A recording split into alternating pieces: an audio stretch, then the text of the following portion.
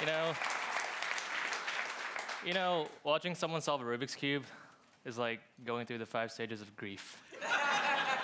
See, at first you're like, no way, what? Did you see that? Stage 1, denial. And then you think about yourself trying to solve this, getting stuck, getting frustrated. Now you're at stage 2, anger. And then you think to yourself, wait, maybe that guy on stage is gonna teach me how to do this today. Stage 3, bargaining. And then immediately you realize that that's not possible because I only have 12 minutes on stage today. So you're disappointed and you go into stage 4, depression. Finally, you get to stage 5, acceptance. Oh well, I guess I'm not gonna learn this today. It's not even that cool anyway. It's just a stupid party trick. And you're right. You're right. I've been doing this for almost 9 years now, and I can safely say that this is my second most useless hobby. My most useless hobby is solving Rubik's Cubes blindfolded. I used to think that if I just got really good at this and make it to the world championships, I'd get all this media attention and fame and fortune. And now that I've actually set 2 world records doing this, you probably don't even know they have a world championships for this. The first step to solving a cube blindfolded is to memorize it. The secret, though, is not to memorize the colors, but to memorize your solution. Your entire solution encoded into a sequence of letters and numbers that only you can decipher. So for example, on this cube, my solution sequence goes something like this.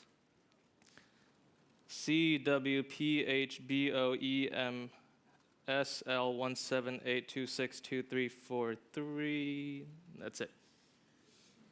That's all I need to solve this cube blindfolded. By the way, that's a great password in case you need one. So how do you go about memorizing that in just 20 seconds? Well, first of all, my memory sucks in real life. I'm bad at names, I'm bad at directions, I don't even know what I had for dinner last night.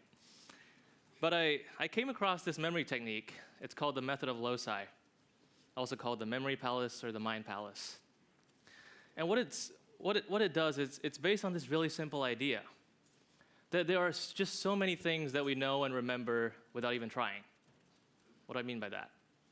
For example, the layout of your house, your family members, your daily routine. These are all things that you don't have to think about. You just know them. You don't have to remember where your kitchen is. You don't have to remember what your office looks like. You don't have to remember how many siblings you have. You just know these things. And this is what we're going to exploit to help us remember things that we otherwise can't. And now if you can memorize that completely random bunch of letters and numbers and whatever, then you can memorize anything, just about anything. With a little bit of creativity, I've used the same exact method to memorize things like my schedule, my grocery list, my flight information, cards at the blackjack table. It's a good skill to have. And of course, this talk itself.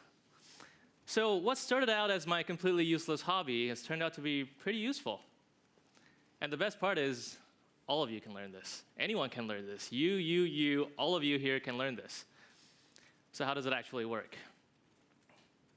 Here's a demonstration.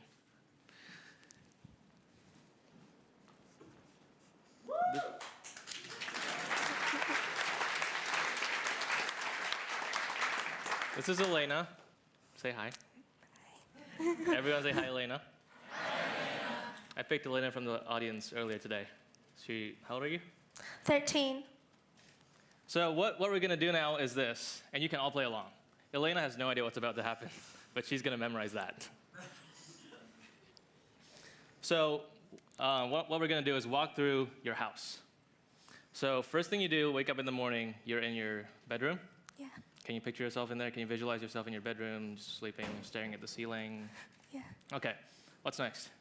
You go... Well, I go in the bathroom and get dressed. Okay, you do your morning stuff, brush your teeth in the bathroom. Can you picture yourself doing that? Mm-hmm. Yeah. Next, you go the kitchen to get breakfast. You get breakfast in your kitchen. Yeah. Okay. You can visualize that as well. What do you usually have for breakfast? Cereal. Cereal. Good. Cereal's good. Good for you. And then you go to your living room. Yeah. What do you then- usually do there? Depending, but usually math. Math. Okay. Yes, math. I do math in my living room all the time too. And then what happens after that? Then I take my dog to the park. Okay, so you take your dog to the park for a walk. So let's go through that all over again. You start in your bedroom. You just woke up, and then you go to the bathroom to brush your teeth, get dressed, whatnot. And then you go to the kitchen to have delicious cereal. And then you do math in the living room. And finally, you go walk your dog. Okay. Now she's completely prepared to memorize this thing, and she doesn't even know that yet. So in the interest of time, Elena's going to memorize the letters, the letter part of this, and I'm going to memorize all the numbers. So this is what's going to happen. Your first two letters are CW. CW is a cow. So you wake up in your bed, you just open your eyes, you'll stare at the ceiling, and a giant cow just like comes crashing through the ceiling, landing on you. Can you all see that? You're all waking up in bed, and the giant cow just comes crashing down on you. Cow. What are your letters? CW. CW, great. Next, you go brush your teeth, and your next two letters are PH. PH is poo. Winnie the Pooh. So you're brushing your teeth, right? And you're looking in the mirror, and you don't see yourself. You see Winnie the Pooh just waving at you. So you're in your bathroom, and what are your two letters? PH. PH, because Winnie the Pooh's there. Next, you go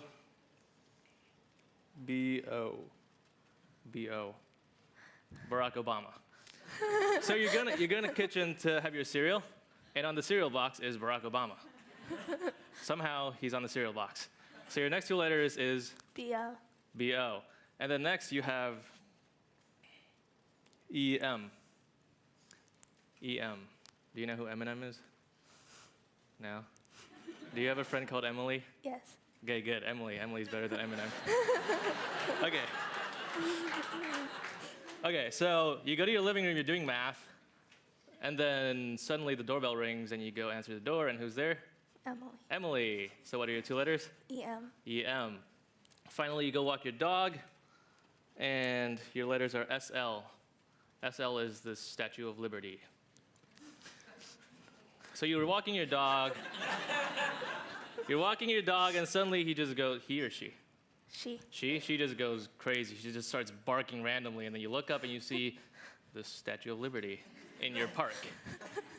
So what are your letters? SL. Okay, so you wake up in bed. What are your letters? CW. Because there was a Cow. cow. Don't be so afraid of the cows. There was a cow. And then you go brush your teeth. Your letters are PH. because. Winnie the Pooh. And then you go eat breakfast, and your letters are BO. because. Barack Obama. Right, he doesn't actually have BO. Well, I don't know about that. And then you go do math, and who rings the doorbell? Emily. And so your letters are, EM. and you walk your dog, Statue of Liberty. which SL. is SL. Great. Now my turn to memorize this. 178262343. If you heard that 178262343, that's what I'm memorizing. And here goes.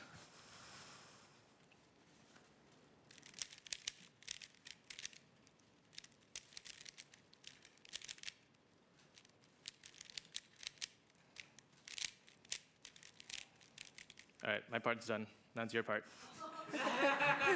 What are your first two letters? CW. CW. CW. What's next? PH. PH. What's next? BO. BO. I said it like I liked it. What's next? EM. EM. What's next? SL. SL.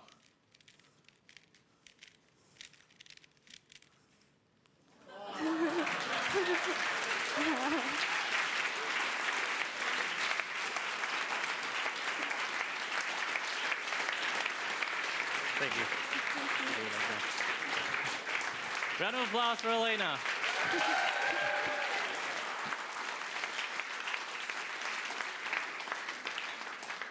Now you can substitute those letters with anything. Like I said, your schedule, your grocery list, anything. These days we have phones and tablets and things that help us remember things. But sometimes try to work that brain a little bit. Try to remember things like that. You can just walk through your house, walk through your daily routine, and memorize things like that. Thank you.